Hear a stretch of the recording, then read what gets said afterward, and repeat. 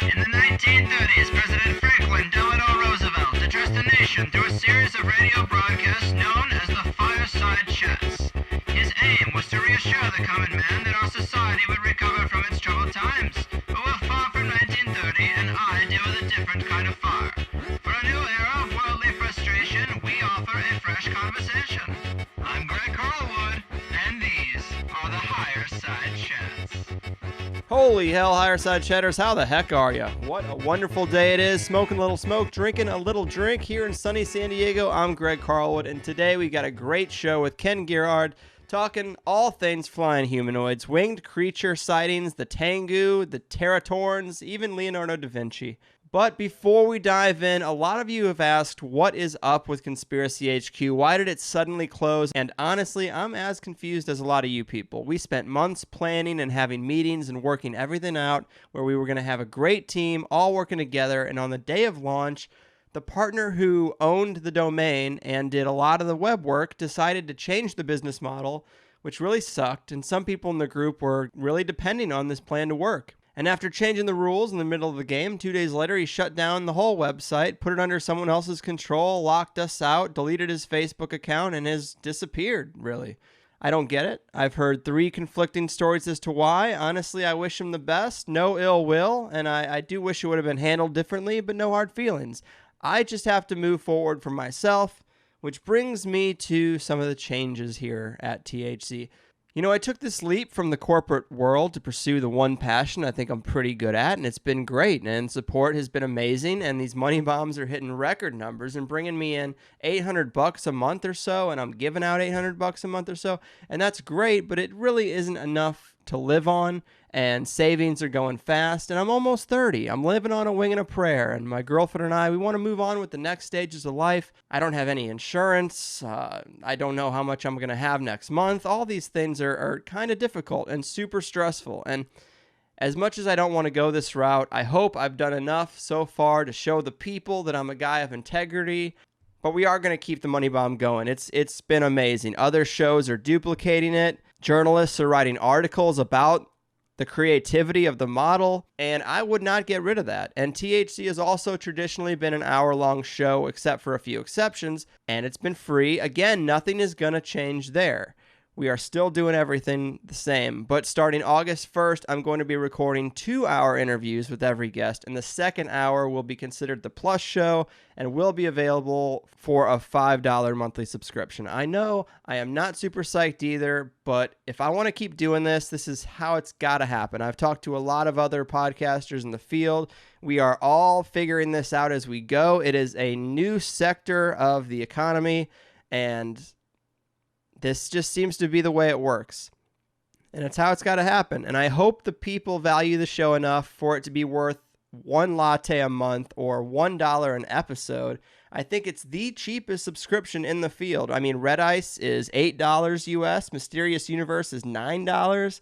Coast to Coast is a national chock full of commercial breaks radio show, and it's still $7 a month for the archives. I think that's a lot to ask, and I think this is the best way to move forward for myself because I just can't be supported by ads. We talk about way too many explosive topics, and it just wouldn't work. I can't have sponsors suddenly pull out because we talked about the Boston bombing or the Holocaust or whatever it may be when I'm depending on that money to pay rent. I've already been kicked off of several networks who at first, we're super excited to have us on board. We're really happy about the numbers. We're really excited to have a fresh, new, young show in the conspiracy market. And then whether it be an F-bomb or a controversial topic, we've been dropped. Art Bell's Dark Matter is the latest example. But that's fine. To do the show right, we're not going to be able to depend on third parties. It's going to have to be us, guys. I think some people are going to be really psyched about getting longer interviews, so it's not all bad. I think it's going to be awesome. I'm working out some of the stuff with people who have donated large amounts to the Money Bomb, and those who have already been putting in monthly. I'm going to talk to you all very soon, I'm sure. So keep your eyes open for a THC Plus addition to the menu bar at thehighersidechats.com, and subscriptions will be open soon. We're keeping the Money Bomb going again for listeners because it's just done too much good. And I'm working on making many different payment options and combinations, so you can have as many options as you want, and access to the Plus show is going to be easy and enjoyable, and will probably get better as we go. So there it is. I have ripped the Band-Aid off. I hope you'll all join me on the Plus side, and I am going to need a new theme song also. So if you can create a high-quality recording and sing and probably play piano, email me, because I've got some ideas. And with that said, let's get weird with Flying Humanoids and Ken Gerhard. I love you folks. Enjoy the show. All right, Higher Side Chatters, you should know by now that every so often I like breaking up the analysis of secrets, crimes, and rituals of the elite with a good old-fashioned cryptozoology show. And while we've taken an in-depth look at mysterious creatures of the sea, Sasquatch-like ape men, swamp-dwelling lizard men, and the freaky wolf men sightings of the American Midwest, there's really only one category of cryptid left that could really raise the bar of high weirdness, and that's the bird men, the winged beasts, and the far-reaching category of flying humanoids, which have a rich history of sightings and span centuries and beyond. And my guest today is Ken Gerhard, the current king of the hill when it comes to strange wings that go flap in the night, thanks to his recent book, Encounters with Flying Humanoids, Mothman, Manbirds, Gargoyles, and Other Winged Beasts. Ken is a world-famous cryptozoologist investigating creatures from all over this wacky planet and has been featured on shows like Monster Quest, Legend Hunters, and Coast to Coast AM, and I couldn't be happier to have him here on THC. Ken, my man, how the hell are you? Hey, Greg. It's great to be on your show. Oh, thanks, man. Thanks. It is a real pleasure. I'm a guy who's pretty much over Bigfoot, and the only cryptids that still intrigue me are the weird sightings of things with wings, so I really dug this book, and there's so many sightings in it. I mean, were you surprised at all with just how much material you ended up finding? Oh, yeah, absolutely. And, the thing, Greg, is that due to my books being out there and, some TV shows that I've done on the topic, I continue to get reports from, people, seemingly credible eyewitnesses that have had these remarkable encounters with different flying cryptids. So, I find that very inspirational, the fact that I think that we're really just scratching the surface here in terms of the amount of material that's out there that's been documented. And I was very fortunate to come across quite a wealth of material, but it really makes me wonder how many people out there have had these experiences that are, for whatever reason, probably ridicule and so forth, have been reluctant to come forward and share their experiences. So it's definitely a fascinating mystery. Yeah, man, and I do want to go into a few of these stories, but before we do, the term flying humanoid is pretty wide and covers a diverse number of weird descriptions, but can you help the people get kind of a mental picture of what some of these creatures have looked like? Well, that's one of the really frustrating things, Greg, is that the descriptions of these so-called flying humanoids, they seem to, whatever these things are, they seem to take a variety of different forms. Now, apart from the Mothman, of course, which is the most iconic figure within the phenomenon, the reports of the Mothman seem to be fairly consistent from a number of different eyewitnesses. But as you go across the globe, and it doesn't, in fact, appear to be a global phenomenon with sightings all over the world, the characteristics of these beings, apparitions, entities, whatever they are very, very different. Now, flying humanoid, of course, a very broad-based term, so you're talking about something that is, for the most part, a humanoid type of form, much like us. Yeah. Head, body, shoulders, arms, legs, but then in many cases, the additional wings, sometimes more animal-like characteristics, something halfway, kind of a hybrid human beast, Batman type creatures, Birdman type creatures. Things like the Jersey Devil, essentially gargoyle types of creatures. And then in Mexico, you have these videos and alleged sightings of what they call unidentified flying humanoids, which are essentially just man-shaped figures without any types of wings or flying apparatus that are just kind of floating through the stratosphere. So quite a bit of diversity there in terms of descriptions. Yeah, man, there was definitely a couple of weeks back in the day where I got really sucked into a ton of YouTube videos about dudes just floating in the sky in Mexico, and it's really trippy and really weird, and I don't know Spanish, so I'm listening to them talk about it, and I'm just like, it adds another layer of mystique to it, because I don't understand the language. I'm looking at the sky floating in the sky, and I'm like, what the hell is going on? Yeah, you would certainly expect to see, and there have been theories put out there, and perhaps in some cases these could be misidentifications of, some people have suggested maybe man-shaped balloons kind of being launched into the air, or some type of top secret government experiment where they're using some type of flying apparatus that maybe is not visible with the human eye. So, but they do seem to be quite prevalent, particularly over the past decades. So no one really knows exactly what's going on here. Yeah, it's a weird one. But you've got stories in this book that go all the way back to the 1800s. But I mean, really, we have depictions of humans with wings going all the way back to Sumeria, the oldest known civilization with the earliest writings, along with things like Icarus and descriptions of even angels. I mean, the concept doesn't seem to be as foreign to humanity's history as it is in modern days, right? Yeah, that's true. In antiquity, we can find reference to winged humanoid types of beings, and as you suggested, I mean, these go back to the ancient Sumerians. Different civilizations around the world had similar mythologies: the ancient Assyrians, the ancient Egyptians, the Aztecs, and Maya. So Asia, Africa, like I said, it's a global phenomenon, and what's really, to me, one of the really compelling aspects of the case is the fact that you have this lore, this mythology around the world of these types of beings, and they're often likened to, essentially demigods, so some type of higher beings. It's a weird one. And let's look at some of these early ones. I mean, the Wright brothers built their first working airplane in, I think it's 1903, if I'm not mistaken. So before that, people shouldn't be seeing anything other than birds in the sky, yet we have these stories. Can you tell us about a couple of those early sightings you have in the book from like the late 1800s, maybe one of the ones you find most intriguing? Well, one that's really very well known within the field, in the early part of the 1900s, actually right around the year 1900, a so-called Batman, and we're not talking about the Cape Crusader here, we're essentially what people described as a human-like form but with bat-like wings and kind of a hideous-looking face, was seen flying over Coney Island, New York, by, allegedly hundreds of spectators, kind of just flying through the air in what they described as a frog-like swimming motion.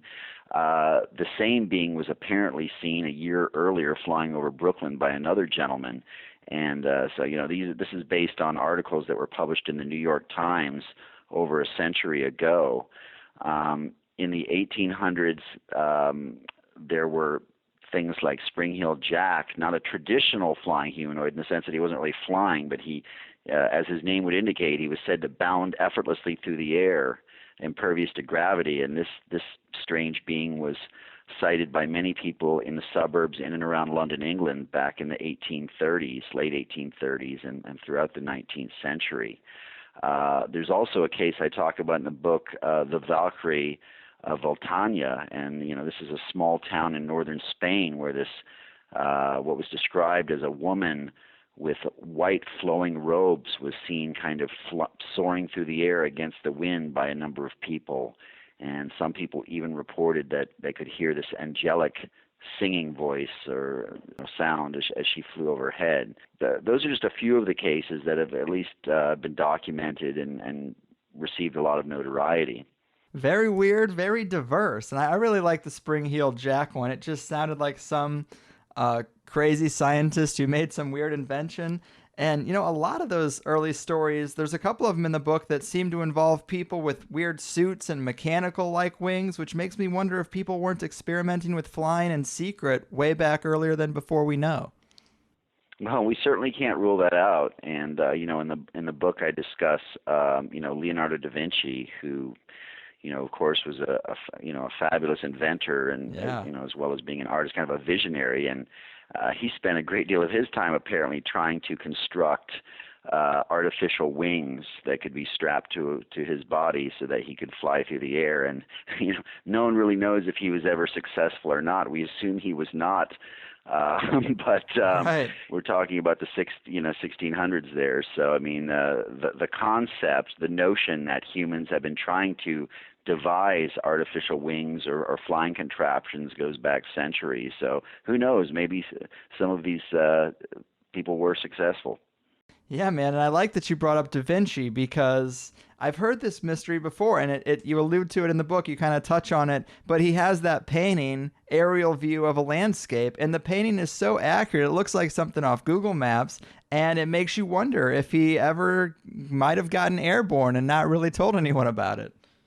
Absolutely, yeah. That is a pretty remarkable aerial view painting for someone that allegedly was never airborne. So it's definitely a great and enduring mystery throughout history. All right, man. So to dive into some of these encounters, one of my favorite ones in the book was probably this one had by Leonardo Salmoningo. He was a Mexican police officer. Mm-hmm. And can you tell us about what happened with that one? Yeah, definitely one of the strangest cases on record, and also, a great topic of discussion. Many people do ask me about this case, and I had the great privilege of being able to interview this gentleman when I did an episode of a TV show called Monster Quest back in 2009. But yes, his name is Leonardo Samaniego. He is a police officer in a community called Guadalupe, Mexico, which is kind of on the fringes of Monterrey. And back in 2004, he claimed that he was, on patrol late one evening in a neighborhood, and he saw this shape kind of descending from the sky out of apparently out of a tree. And at first he thought it was just like a big garbage bag that was kind of floating around in the air. But as he stopped his car and his eyes adjusted, shining his headlights on this thing, he could see that it was what he described as a hideous woman, kind of a hag-like witch with dark brown skin, large black lidless eyes, sharp claws, and she was kind of leering at him ominously. She was floating in the air. She wasn't actually standing on the ground. She was floating several feet above the ground.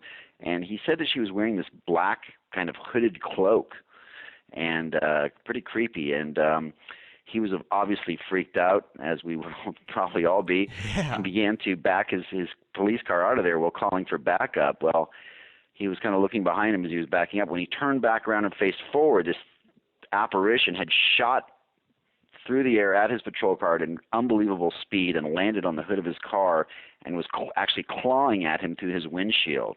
And this was more than poor Leonardo could take. He blacked out and went into shock, and was discovered a few minutes later by other responding officers and some EMS workers.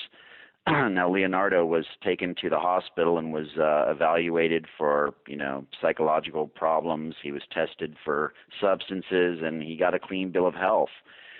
This made big news in Mexico. It was kind of headline news on the local news channels and newspapers. So no one really knows exactly what he saw. Now, after his sighting, apparently other people did come forward and claim that they had also seen what was described as a bruja, or a witch. Spanish word for witch is bruja. So when we interviewed Leonardo back in 2009, this is 5 years later, he's still a police officer working there in Guadalupe. This gentleman actually broke down and wept throughout the interview. He said that he still has nightmares about this experience, and it's really affected his life in a pretty profound way. So, this is a tough hombre. That was pretty remarkable. Yeah, man. It seems like extra strange encounter because they don't usually seem to be that intense. They like coming right up on the hood and trying to physically attack it. It doesn't seem like that happens all that much, right? That's kind of rare. Well, not necessarily. Now, no. There have been many cases. For example, when we go, going back again to the Mothman, which was reported numerous times in the years 1966 and 1967 in and around a little town called Point Pleasant, West Virginia. Mothman was said to have chased people's cars at speeds approaching 100 miles an hour, essentially trying to frighten or terrify them. This same behavior was described by another gentleman in Mexico back in 2009 who claimed that his car was chased by this horrible flying human-like creature. there were two gentlemen in Wisconsin back in 2006 who claimed that their car was dive bombed by this creature that was kind of a man-bat type of creature that was very hideous looking. So there does seem to be, many cases where these beings are seemingly aggressive towards humans. Now, no one's ever claimed that they've actually been physically accosted or assaulted by one of these things, but they do seem to want to chase, terrify, and attack human beings at every given opportunity. I'm curious because some of these things, it's hard for me to visualize because they seem to be almost more paranormal than flesh and blood. Do you think they're split, or do they lean one way or the other? Well, as a traditional cryptozoologist, I have a really tough time accepting these things as flesh and blood, and that's why I keep referring to them as apparitions and entities. No one really, of course, knows what they are. It's pure speculation at this point, but there is nothing in the natural world in our fossil history that would indicate that humanoids or human-like forms have ever developed wings, or that anything looks remotely like a flying humanoid. And, their behavior, as I suggested, is, quite unnatural as well. So, I really do, my personal feeling is that these things are somehow supernatural in nature, not wholly flesh and blood creatures, at least in the way that we understand it, although they do appear to have physical presence or characteristics somehow manifesting into a physical form. But, there are a number of different words that have been tossed around. Some people refer to them as intradimensional or extraterrestrial, supernatural. So, you kind of take your pick there. Yeah. But, I definitely do not think that they are, flesh and blood creatures in the way that we perceive it. Do you put much stock in the theory that some of these sightings of these winged creatures are some type of metaphysical bad omen or a warning of impending doom? I know that's popular. Yeah, that's another kind of prevalent theme. And this goes back to the ancient Assyrians. They worshipped a winged demon known as Pazuzu. And Pazuzu, of course, might be familiar to those listeners out there who are fans of the Exorcist movies, because Pazuzu is the demon that's kind of the antagonist in the Exorcist trilogy. But Pazuzu was viewed by the ancient Assyrians as a bad omen, a harbinger of cataclysmic events, famines, floods, droughts, and so forth. There are other legends around the world. The Scree of Scotland is a flying witch-like creature that has been associated with, war and different other disasters. Most of the flying humanoid legends around the world kind of characterize these beings as bad omens. Now, again, talking about the iconic Mothman, there was a tragic bridge collapse that occurred in December of 1967 in Point Pleasant, West Virginia, where 46 people lost their life when this bridge collapsed and these cars plunged into the icy cold Ohio River. And this was right around the time that Mothman was being sighted or reported in and around Point Pleasant. So to this day, many of the people that I've interviewed from Point Pleasant view the appearance of the Mothman as a omen that this horrible bridge collapse was going to happen. So trippy stuff, man. And you mentioned the fossil record, and I've heard you also talk about, I think a previous book of yours is Big Bird, where you talk about sightings of more bird-like cryptids. But in terms of the fossil record, there is something there for Thunderbirds, which is kind of interesting, because I've always thought that was a fascinating concept of these massive, massive kind of mystical, weird, strange birds found. But tell us about teratorns. I'd never heard this before. Yeah, the teratorns were massive birds that lived during the Ice Age up until about 10 to 12,000 years ago. We found fossils that are 10,000 years old in the La Brea tar pits of California and elsewhere in the western United States, and also in South America. And these teratorns, which probably resembled condors and also vultures, they were seemingly related, had wingspans anywhere from 12 to 17, 18 in North America feet across. And in South America, there was a specimen known as Argentavis that had a wingspan of about 24 feet across.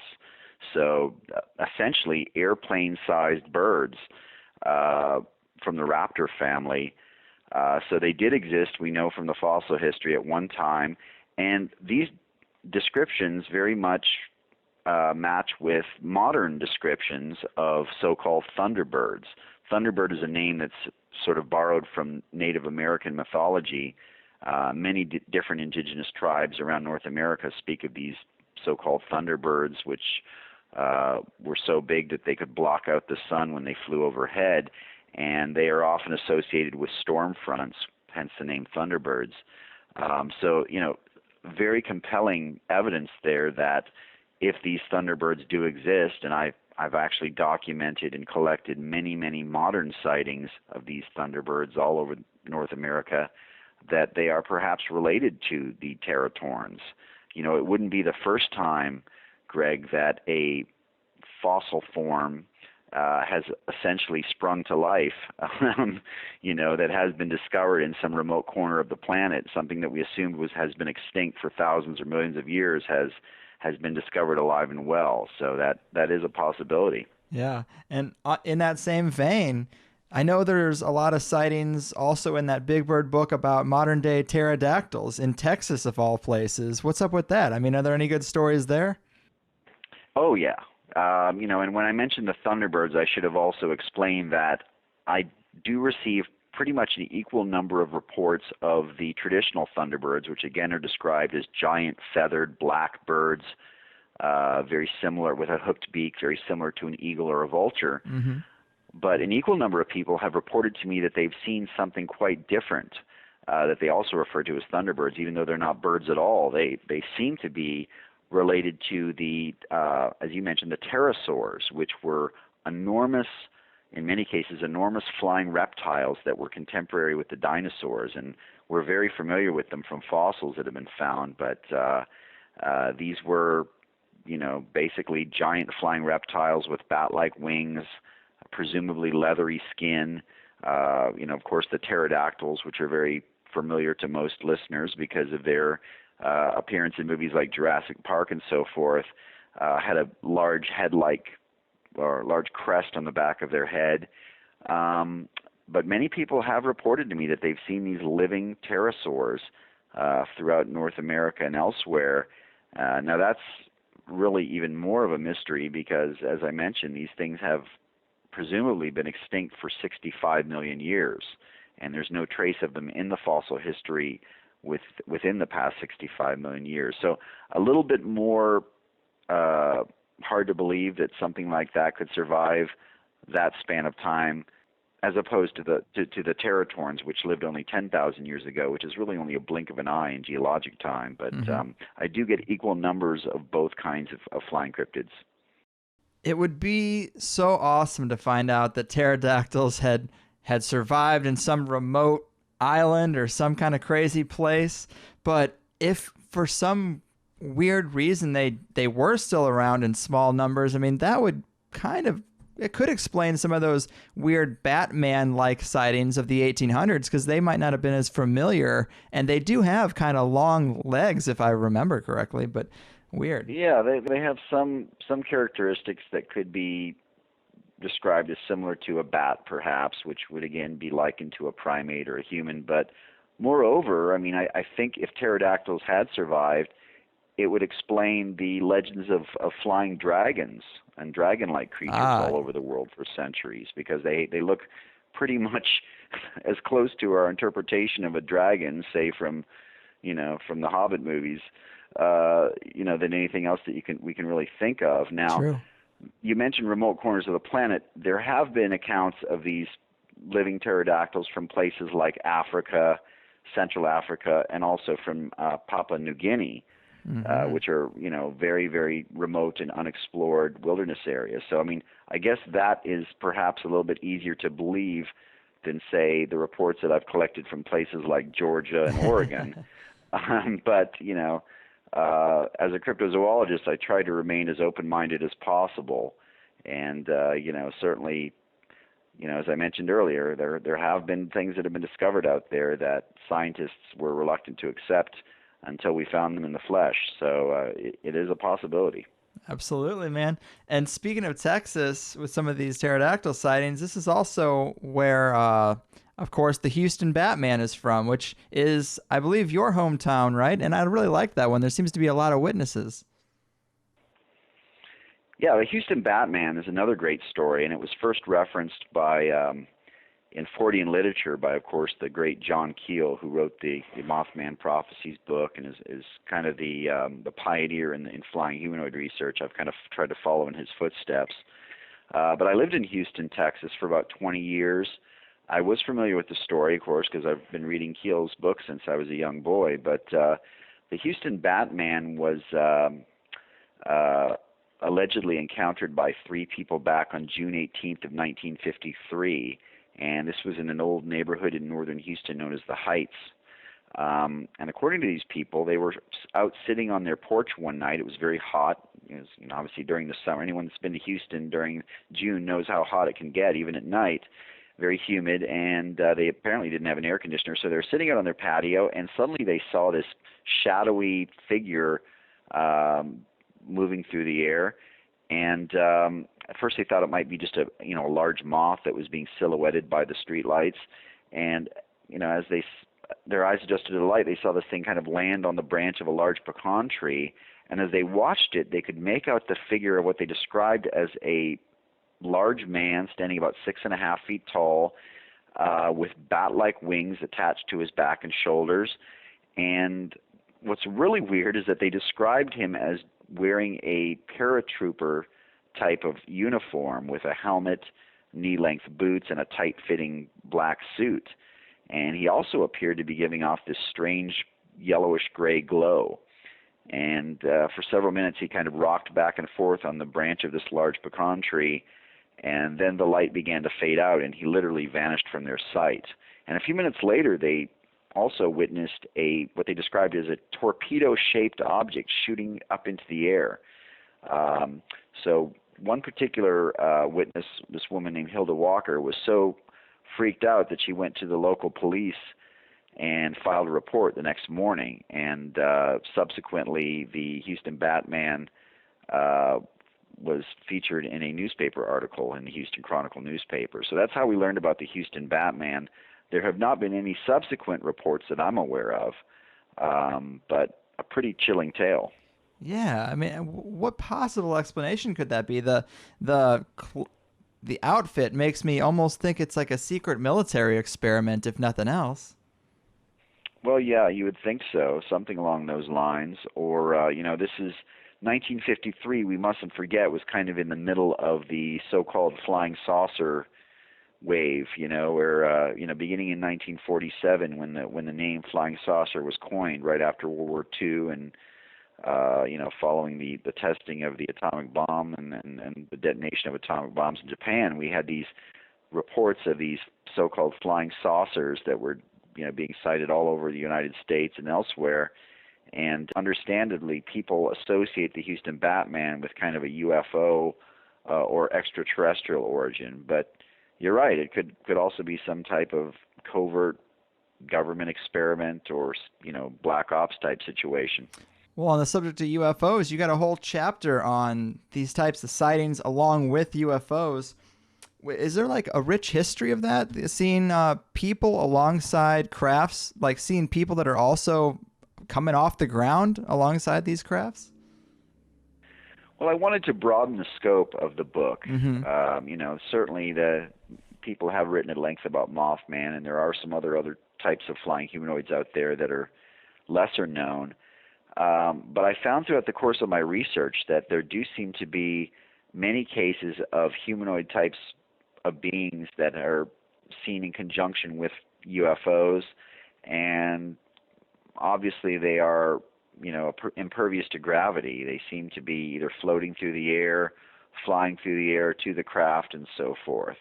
And, with regard to the Mothman, at the time that Mothman was being sighted around Point Pleasant, West Virginia, there were also many reports of flying saucers and lights in the sky I say flying saucers, I should say UFOs, and lights in the sky. Many of these were seen by John Keel when he was in Point Pleasant investigating, other local residents. So there does seem to be some type of association with at least some of these flying humanoid beings and the UFO phenomenon. What that connection or that link is, I can't say for sure, but I definitely wanted to draw attention to that in the book because it seems to be a factor. Absolutely, man. And I also love examining myths and legends or stories of angels, which are flying people. It's interesting because we assume, or conventional history tells us, that anything that's the myth is just based in complete fantasy. But it makes me wonder sometimes where some of these ideas come from. And an example you have in the book is the Japanese have a legend that I hadn't heard before about something called the Tengu, which is kind of in this wheelhouse, correct? Yeah, the Tengu, very prevalent in Japanese folklore going back to medieval times, have been written about extensively in different legends and poems and so forth. The Tengu are essentially birdmen, and in the sense that they are, human-like in form, except that they have these large feathered wings, and in many cases they have either a beak or a long nose that looks like a beak, which is kind of interesting. The Tengu are described as mischievous forest spirits, not necessarily dangerous to humans. Oftentimes they're characterized as being very playful, but in many cases they are perhaps vengeful and somewhat malevolent towards human beings. So the Tengu fit it kind of into a category, and I tried to classify these different flying humanoids as best I could, Greg, even though it was quite a challenge because of the broad range and scope of descriptions. But the Tengu, I put into a chapter about what are called birdmen, and the birdmen, just as the name would indicate, are essentially man-like figures that have been described as having large feathered wings. And then another category I described are the Batmen, which we've talked about a few of those already, that are essentially man-like but have the traditional leathery kind of bat-like wings. So kind of a tall order in terms of trying to make any sense of this particular enigma. But there do seem to be at least a few major groups of flying humanoids that have been documented. Yeah, and the reason I brought up the Tengu is because I love when sightings can somewhat coordinate with a legend, because it just adds a layer to that legend. And there's sort of an example of this in your book where I think it was a U.S. soldier was stationed in Japan, and he saw something that kind of fit the description, right? Yeah, back in 1953, a U.S. soldier named Earl Morrison, who was stationed in Kyoto, Japan, he was standing guard duty one night, and he claimed that this thing came out of the air and startled him, and he actually took a shot at it. At first he thought it was a large bird approaching him, but he said as this thing got very close to him, he could definitely make out that it was very human-like in appearance, although it did have large feathered wings. And he reported to his commanding officer that he actually fired at this thing, and it kind of vanished. And he later found out that another soldier that was also standing sentry in the same location had encountered the same thing, I think a year before. So, his description is actually kind of dead on as far as the Japanese Tengu goes.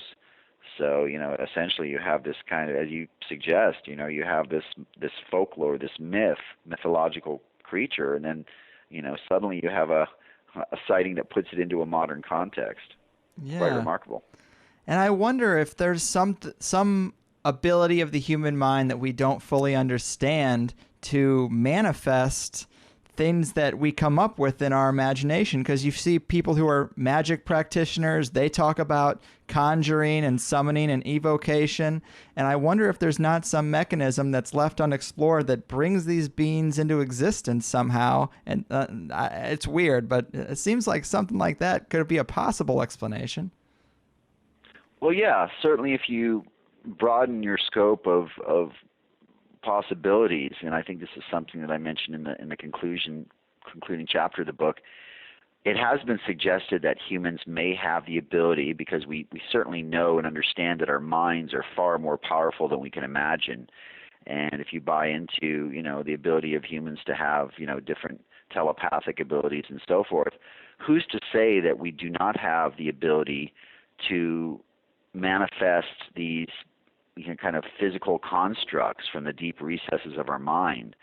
And a lot of this goes back to, for example, the Swiss psychologist Carl Jung, and his theory about a global consciousness, and the fact that all human beings throughout history, that we've been connected kind of on a subconscious level.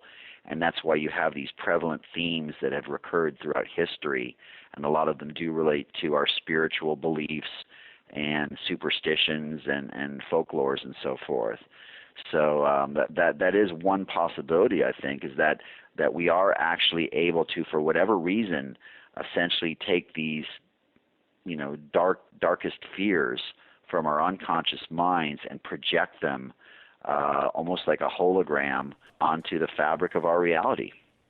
Yeah, it's trippy stuff, but you got to find an answer somewhere. And I think that, as slippery as it is to define, I think it might be something in that vein. But it would also be interesting for someone to go and look at all these sightings and see if, outside of just Mothman, if there are other disasters that coordinate with them. Maybe something happened in Japan around the time of the Tengu sightings that we just talked about, or some kind of weird, like maybe there were Mothman type visions around Fukushima or 9/11 or something like that, Yeah, well, there are kind of ambiguous statements to that effect. There were flying humanoids sighted, for example, right before 9/11, flying over Manhattan, right over Japan before the Fukushima accident, right over Chernobyl before the nuclear accident there. I haven't been able to verify any of those, although I've heard these rumors floating around.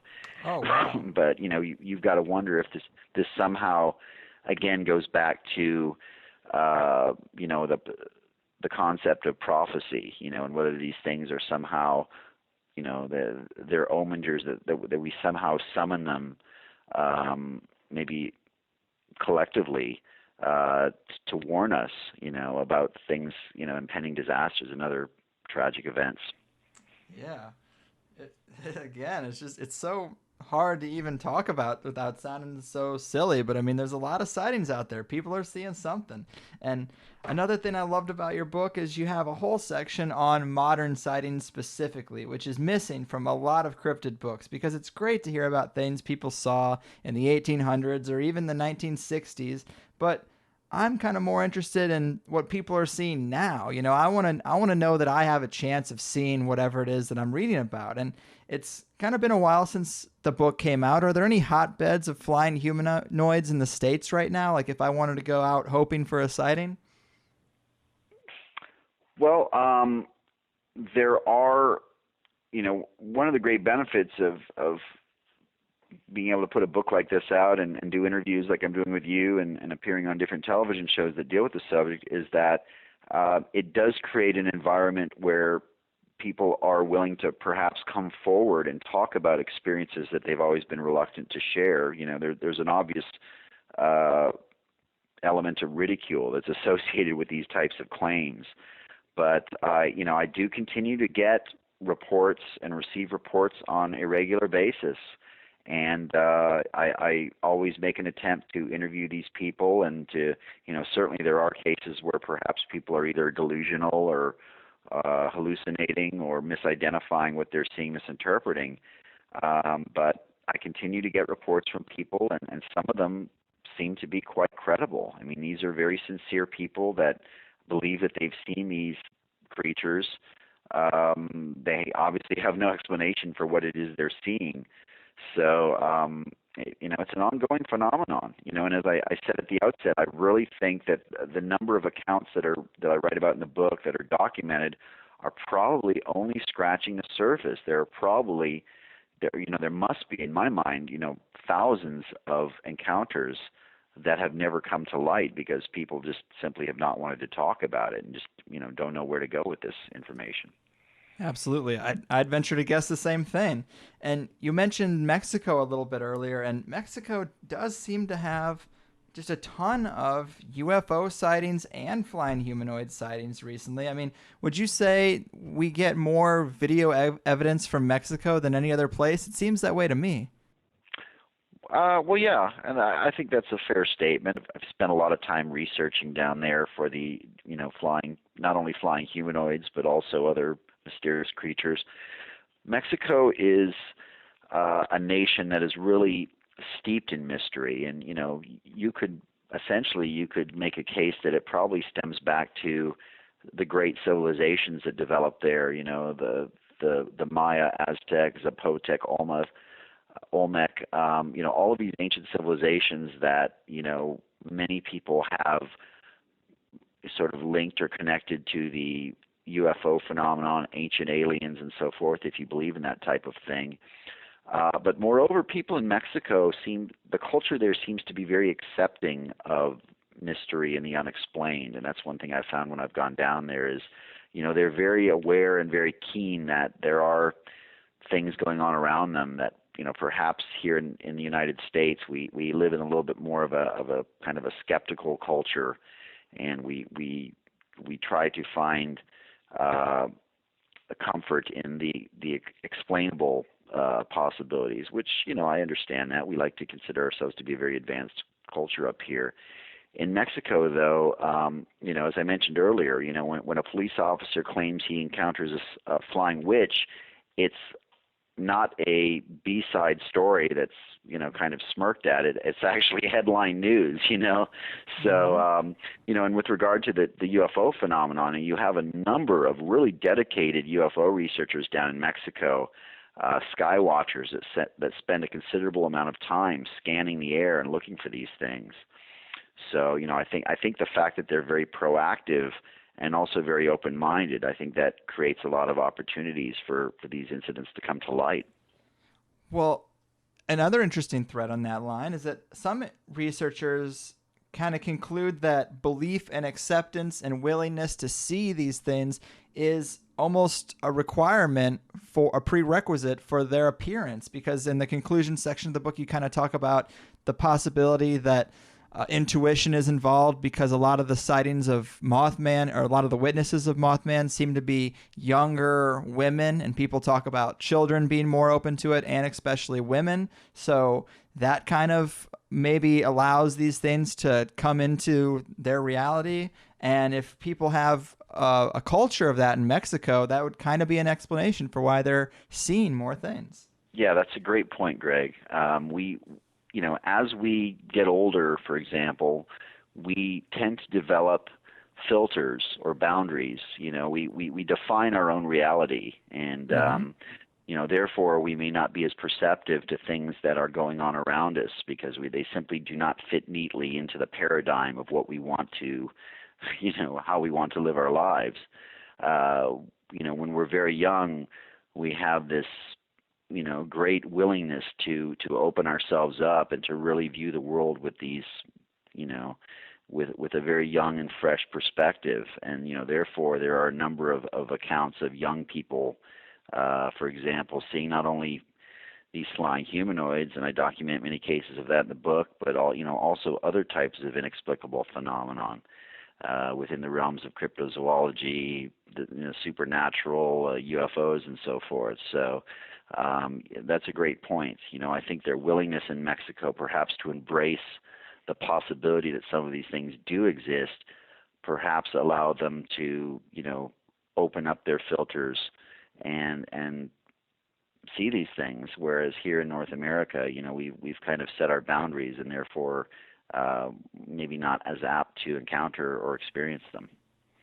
Yeah, man, I agree. And not to be too conspiratorial, but I've had researchers come on the show in a broader sense, talking about life in general, that say that the elite are so adamant about defining that for children, magic isn't real, monsters aren't real, you can't affect your reality. They're so adamant about throwing those things into the minds of younger people, because you do have the power to shape your reality. But if they define it for you and they put you in a smaller box and you feel more powerless, you're just going to go to your 9-to-5 job for a few decades and then call it a day.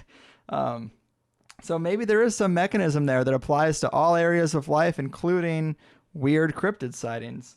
But Yeah. on the go ahead. Yeah. Oh, sorry. And, just on that point, if I could make like a brief social commentary about that, Yeah.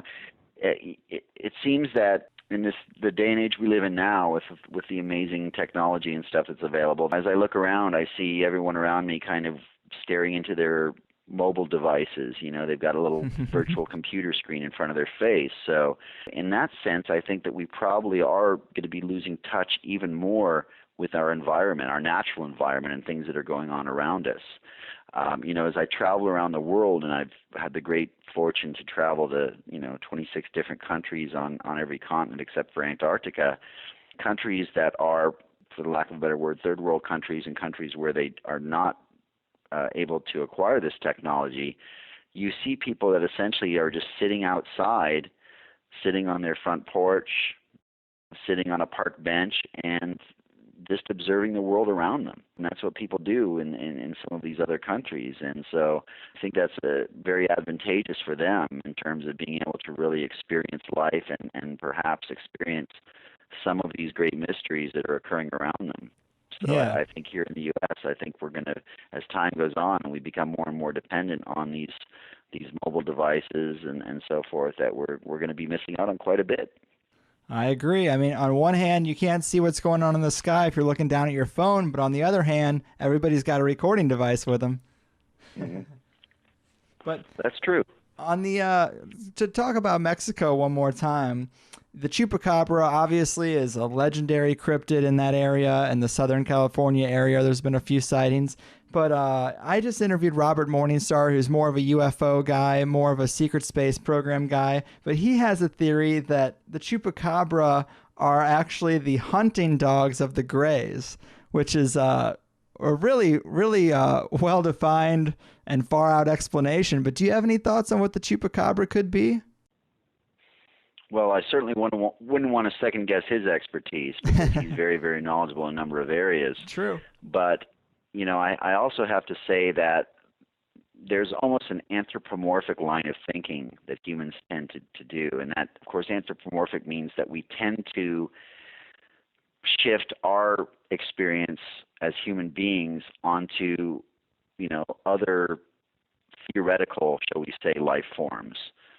So, the notion that a race of intelligent beings from another place, wherever you want to say they're from, another dimension, planet, galaxy, whatever, that they would follow a similar pattern as us in terms of having hunting dogs.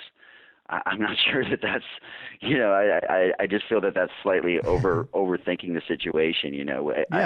My own personal view is that we can't even begin to imagine or speculate about what other intelligences, what they do, how they behave, what technologies they possess, and so forth. So I prefer to be a little bit more conservative in terms of that. But it should be pointed out that the so-called chupacabra, which is kind of a broad term now that's associated with a lot of different things that are going on in the Americas, the original Puerto Rican chupacabra, there were many, many sightings of UFOs that were reported in the areas where these livestock killings were taking place.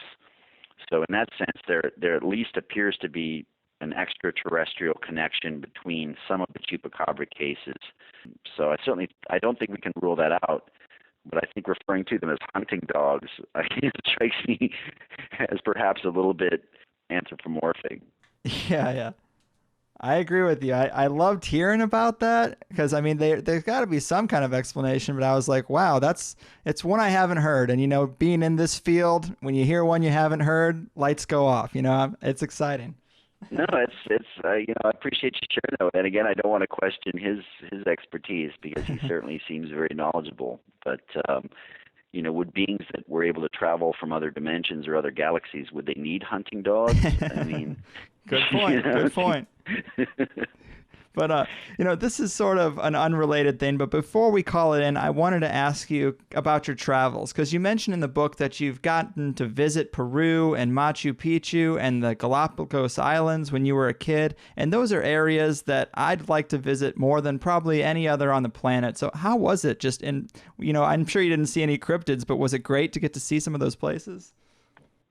Oh yeah, I had an unbelievable upbringing, and I think that kind of led me down the path to where I'm at now. So I feel very blessed in that regard. My mother was a travel agent, and she was very adventurous and wanted to take me to all these exotic locations around the world. So Machu Picchu, and I'm not necessarily a spiritual person per se, but when you're in that environment, up in these lofty, the lofty Andes Mountains and these great ruins, and it does have a very sort of cosmic and spiritual aura.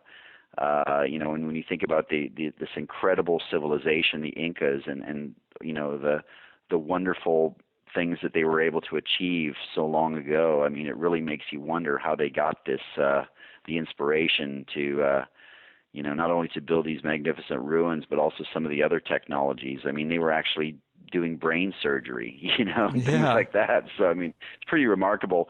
And as a naturalist, the Galapagos Islands, of course, was an unbelievable experience too. Not only because of what it means to, or what it meant to Darwin and the formulation of his theory of evolution. But I will share one anecdotal thing. I've never seen a cryptid with my own eyes, but I have seen some pretty remarkable animals in the wild. And while in the Galapagos Islands, I was kind of wandering around as a young boy on this one island, and this giant male elephant seal surfaced in this freshwater pool right next to me. And I mean, this thing was literally as big as a car, if not bigger. I think they get to be like almost 20 feet long. And it came out of the water right next to me and bellowed at me in this thunderous voice. And it was both terrifying and also quite exhilarating at the same time to have that type of encounter with something so remarkable. So, nice. and also on that same trip, we also camped along the Amazon. So that was pretty amazing as well. Wow. Yeah, man, I would love to do that sometime. I hear a lot of people telling stories that it seems dangerous just to be there because the jungle is so full of dangerous insects and bugs and jaguars and all kinds of wild stuff. And so you are taking a little bit of a risk just being there because the unplanned for can happen. But yeah, it seems like, I mean, we're here today, so obviously we've done it for thousands and thousands of years. But it sounds a little bit scary, a little bit outside of my comfort zone. Well, Greg, you really haven't. I don't think you've really lived life to the fullest until you've put yourself out there. And I think life really is about taking risks and chances and sometimes living a little bit dangerously. I hear you. It's all about the opportunity, and there's also the financial aspect. It's certainly not cheap to travel to some of these exotic locations. So but I would encourage anyone out there listening to really, any opportunity you have to travel and to explore the world. I mean, life is short, and there are so many wonderful places out there that to see and experience them firsthand is something that you would never regret. Well said, man. As soon as I have a couple thousand to burn, Peru is probably the top of my list.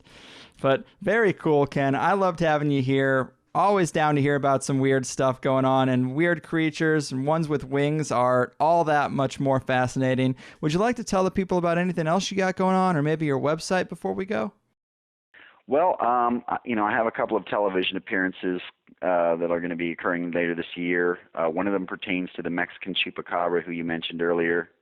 I don't really have exact details as far as air dates or channels or anything. So, hopefully people they're interested in this subject matter will just kind of keep their eyes open. But if they want to follow my research and updates as far as when these things are taking place, I do have a website. It's kengerhard.com, KenGerhard.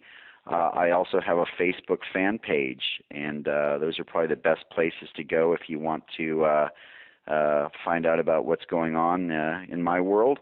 And I would also encourage anyone out there that's interested in flying cryptids to check out my books. As you mentioned, Encounters with Flying Humanoids, available online at most major book retailers, also available at Barnes & Noble locations.